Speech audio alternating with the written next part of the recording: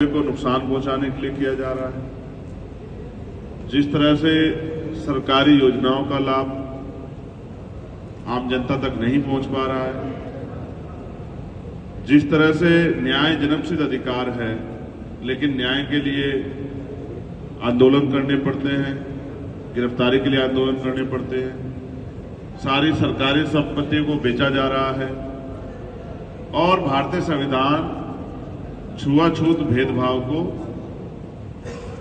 Condemn करता है, इसका सख्त विरोध करता है। लेकिन आज भी भारत में छुआछूत भेदभाव है और कमजोर वर्गों के लोगों पे जो बुनियादी सुविधाएं और अधिकार उनको मिलने चाहिए थे आजादी के बाद, वो भी अभी तक नहीं मिल पाए। और लगातार चाहे ईडब्ल्यूएस हो या वुमेन रिजर्वेशन के नाम पे एससी, एसटी, ओबीसी के अधिकारों को खत्म किया जा रहा है। इसलिए यात्रा लोगों को जागरूक करने के लिए है कि इस यात्रा के माध्यम से सोया हुआ समाज जागे। जैसे बिहार में अभी जातिगत जनगणना हुई और उसके आंकड़े जारी हुए और वो आंकड़े कहते हैं कि 90% से आबादी कमजोर वर्गों की है, हाशिए पे जो लोग हैं, हक वंचित जो लोग हैं उनकी है। ये एक मील का पत्थर साबित होगा अगर देश भर में जातिगत जनगणना हो जाए। अगर देश भर में जातिगत जनगणना होगी और उसके बाद आर्थिक आंकड़े जारी होंगे, जमीन के आंकड़े जारी होंगे कि आर्थिक रिसोर्सेज किसके पास कितने हैं, उसकी संख्या क्या है, बिजनेस किसके पास कितने हैं, उनकी संख्या क्या है, जमीनें किनके पास कितनी है, उनकी संख्या क्या है, नौकरियों में किसकी संख्या कितनी है और हिस्सेदारी कितनी है। जब ये जारी होंगे तो एक ऐतिहासिक क्रांति पैदा होगी, लोग अपने हक अधिकार को जानेंगे और उसके लिए उसको लेने के लिए प्रयास करेंगे। तो ये एक जागरूकता अभियान है जो पूरे देश भर में भीम आर्मी आजाद समाज पार्टी के लोग चला रहे हैं और इसके परिणाम बहुत सुखद आने वाले हैं। लोग जागरूक होंगे और अपने अधिकारों के लिए लड़ेंगे। राजस्थान में कई ऐसे मामले हैं जिन पे विपक्ष नहीं, जो आज का विपक्ष है उसने अपनी जिम्मेदारी नहीं निभाई और सरकार से दलित, पिछड़े, आदिवासी और माइनॉरिटी के लोग निराश हैं। इसलिए आजाद समाज पार्टी के लिए बहुत संभावनाएं हैं। जिस तरह से भीम आर्मी ने काम किया है, आने वाले कल में जिस तरह से लोगों में उत्साह है, हजारों की संख्या में हर विधानसभा में लोग यात्रा से जुड़ रहे हैं, तो आने वाले विधानसभा चुनाव में आजाद समाज पार्टी के लिए बड़े सार्थक परिणाम और एक बड़ी ताकत आजाद समाज पार्टी राजस्थान में बनेगी। हम अपनी पहली लिस्ट आजाद समाज पार्टी के प्रत्याशियों की वो 7 तारीख को जारी करेंगे, जिसमें लगभग 40 से 50 प्रत्याशियों को हम अपने जो हैं वो आजाद समाज पार्टी के सिंबल पे मैदान में उतारेंगे।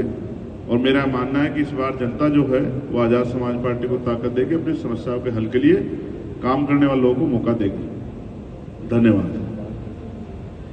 अभी आपका कोई सवाल हो तो आप लोग पूछ सकते हैं। 200 सीटों पर आपकी दावेदारी? ये यात्रा के बाद पार्टी की जो सीनियर लीडरशिप की मीटिंग होगी उसमें फाइनल होगा। अभी तो जो हम पे प्रत्याशी हैं, मजबूत प्रत्याशी, जब हमने फर्स्ट, सेकंड, थर्ड की एक सूची बनाई है, उसके पहले प्रत्याशियों को, फर्स्ट प्रायोरिटी के प्रत्याशियों की सूची हम लोग जारी कर रहे हैं। जिन 24-25 जिलों से हम लोग होकर आ गए उन जिलों के प्रत्याशियों पार्टी का फैसला है। पार्टी की सीनियर लीडरशिप बताएगी, मुझे इतनी बहुत करीब से जानकारी नहीं। जब लिस्ट मेरे पास होती, अगर होती तो अभी बता दें। बन गई है ये मुझे जानकारी है, क्योंकि रात उस पर काफी चर्चा हुई और आज शाम में भी चर्चा होगी, क्योंकि कल हम लोग राजधानी पहुंच जाएंगे तो 7 तारीख में उसको हम लोग जारी करेंगे। कई ऐसे मामले हैं। आज मैं बधाई दूंगा कि राणा पूंजा भील जी की आज जो है जयंती है। इसके लिए पत्रकार साथियों को, राजस्थान और देश भर के पूरे लोगों को बहुत बहुत बधाई।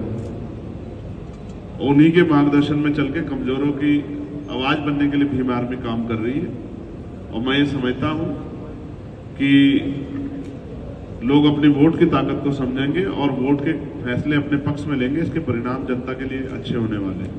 क्योंकि जैसे ईआरसीबी का मामला है, आप मुझसे बेहतर जानते हैं किस तरह से दोनों पार्टियां उसमें खेल खेल रही है। उसका नुकसान आप जनता को हो रहा है। गहलोत जी बजट देने को जो उनके हिस्से का था वो राजी नहीं है और केंद्र सरकार उसको तब तक नहीं चाहती जब तक जनता उनको वोट ना दे दे, उसको अपनी तरफ से बजट देकर पूरा लागू करा दे। लेकिन इसका नुकसान आप जनता को हो रहा है।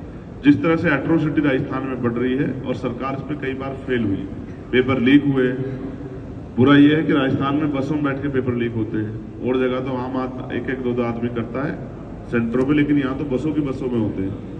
और अब जो योजनाएं मुख्यमंत्री लेके आए हैं उसका लाभ कितना मिलेगा और कितना दिन मिलेगा ये भी जनता समझ रही है कि चुनाव के लिए पहले रात के अंधेरे में चुनाव से 1-2 दिन पहले वोट खरीदने के लिए खरीदार आता था। अब दिन के उजाले में सरकार द्वारा ही वोट खरीदने के लिए पैसे का प्रयोग किया जा रहा है। जनता इस बात को समझ रही है और जनता अपने वोट से जो है इस बार अच्छे फैसले लेगी और उन सभी दलों को जवाब देगी जो सिर्फ उनसे चुनावी रिश्ता रखते हैं।